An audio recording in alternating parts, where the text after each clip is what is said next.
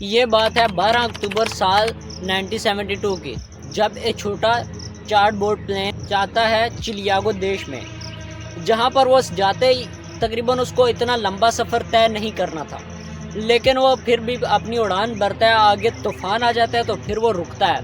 फिर रुकने के बाद वो थोड़ी देर रुकने के बाद जब उसे पता चलता है कि भाई आगे तूफान कोई भी नहीं, आगे बिल्कुल क्लियर है रास्ता, तो फिर से अपना सफ़र शुरू करते हैं।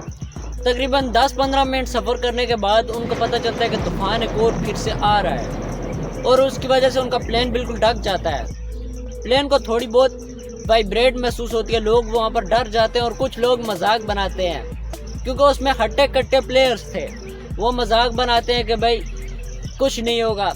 तो फिर देखते ही देखते एक बंदे को खिड़की से दिखता है कि उनके पास पहाड़ी है बहुत बड़ी, उनके प्लेन पहाड़ी के करीब है। जैसे ही आगे से धुंध हटती है, जैसे ही आगे से दिखता है प्लेन में, तो वो जो पायलट थे उनको आगे दिखाई देता है कि आगे बहुत बड़ी पहाड़ी है।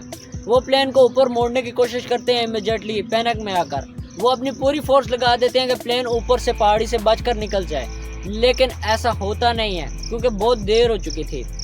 प्लेन पहाड़ी से जाकर टकराता है और उसके पीछे वाला हिस्सा उड़ जाता है, और उसमें से बहुत से बंदे पीछे वाली सीटों वाले उड़ जाते हैं। और फिर वो थोड़ी देर हवा में ऊपर जाने के बाद वो फिर नीचे गिरने लगता है, और नीचे गिरते गिरते उसका दूसरा पंख भी टूट जाता है।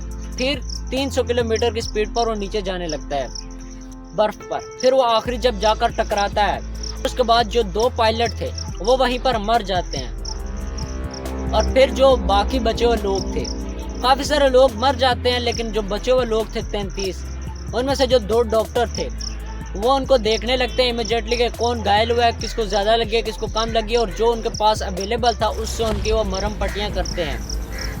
तो तकरीबन एक दिन गुजरता है, उसके बाद बहुत ठंड थी वहाँ पर, -30 डिग्री, कोई नॉर्मल बात तो होती नहीं है। वो फिर एक रात गुजारते हैं इस उम्मीद में कि हमें कल कोई बचा लेगा। फिर उनके ऊपर से 3 प्लेन गुजरते हैं, उनको दिखाई नहीं देते।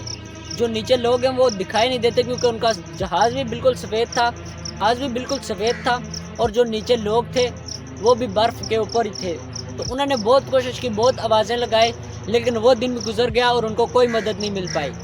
तीसरे दिन के बाद उनको कोई खबर नहीं मिली, कोई जहाज़ उनके पास नहीं आया, और ऐसे ही देखते देखते 10 दिन गुजर जाते हैं। 10 दिन के बाद फिर उनको एक मिलता है रेडियो, जो जहाज़ के अंदर बॉडी में पड़ा हुआ था। तो वो उसमें से सुनते हैं कि भाई जो रेस्क्यू वाले थे उन्होंने ये करार दे दिया कि वो अभी तक लोग मर चुके होंगे, क्योंकि उनके पास इतना खाना भी नहीं था और इतनी ठंड में कोई ज़िंदा नहीं रह सकता। और फिर जो लोग थे वो रोने लगे, और उनमें से एक जो था वो उसे कोई फ़र्क नहीं पड़ता था क्या हो रहा है, लेकिन बाकी लोग रोने लगे। फिर वो डिसाइड करते हैं कि जो हमारे में से 3 लोग हैं वो अब मदद के लिए बाहर जाएंगे, यहाँ से निकलेंगे। और फिर उसी दिन एक तूफ़ान आ जाता है बर्फ़ का, जो ऊपर से ग्लेशियर नीचे आते हैं, गिरते हैं। तो वो नीचे आकर गिरते हैं, तो फिर उनके जहाज़ में बर्फ़ भर जाती है, और वो उसी में सारे सोए हुए थे रात को। तो फिर सुबह वो एक होल बनाते हैं जिससे उन्हें ऑक्सीजन मिल सके। और 3 दिन के बाद वो कड़ी मेहनत के बाद वो बाहर निकलते हैं, और बाहर तूफ़ान चल रहा होता है। फिर एक दिन के बाद वो बाहर निकलते हैं, देखते हैं कि तूफ़ान ख़त्म हो चुका है और बाहर काफ़ी अच्छी धूप है।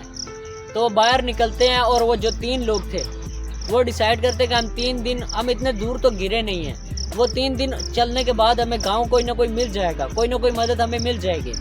वो 3 दिन का खाना पैक करते हैं अपने साथ और वो निकल जाते हैं, पहाड़ी के ऊपर चढ़ते हैं। 3 दिन के बाद तो वो सिर्फ एक पहाड़ी के ऊपर चढ़वाते हैं। तो वो फिर तय करते हैं एक पहाड़ी, और वो फिर एक प्लानिंग बनाते हैं कि हम में से एक वापस चला जाए और 2 आगे जाएंगे, क्योंकि हमारे पास खाना बिल्कुल कम है।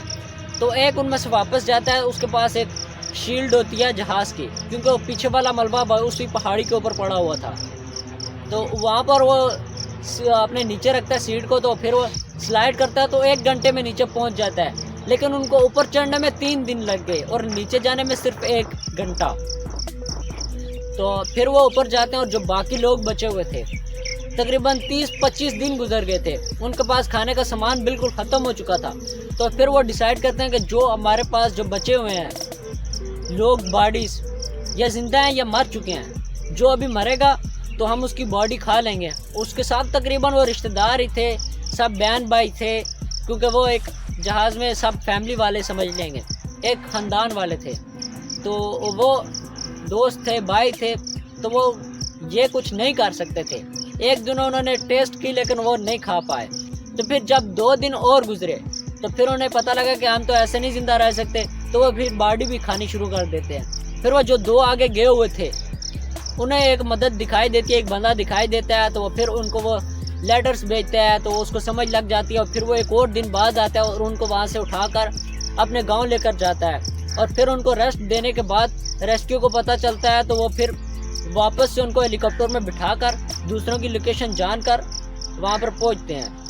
और फिर उनमें से सिर्फ 16 लोग बचे थे और फिर उनको वहाँ से रेस्क्यू कर लिया जाता है। तो ये कुछ कहानी बिल्कुल ओरिजिनल है, रियल है, ये बात हुई है। तो अगर आपको ये कहानी पसंद आई है तो आप मेरे पीछे वाली वीडियो भी देख सकते हैं, वो भी अच्छी है। तो अगर आपको कहानी में से कुछ सीखने को मिले, ये हमें दिखाई देता है कि अगर इंसान कभी मुश्किल में हो जाए तो वो अपनी दोस्त की बॉडी भी खाना शुरू कर देता है, अपनी भाई की, अपनी बहन की बॉडी भी खाना शुरू कर देता है, यानी कि उनका मेड भी खाना शुरू कर देता है। तो ये बातें हुई हैं। तो अभी इनमें से लोग, ये 16 में से कुछ लोग जिंदा हैं, कुछ मर चुके हैं, क्योंकि बात ये बहुत पुरानी है। तो मिलते हैं नेक्स्ट वीडियो में। अल्लाह हाफिज़।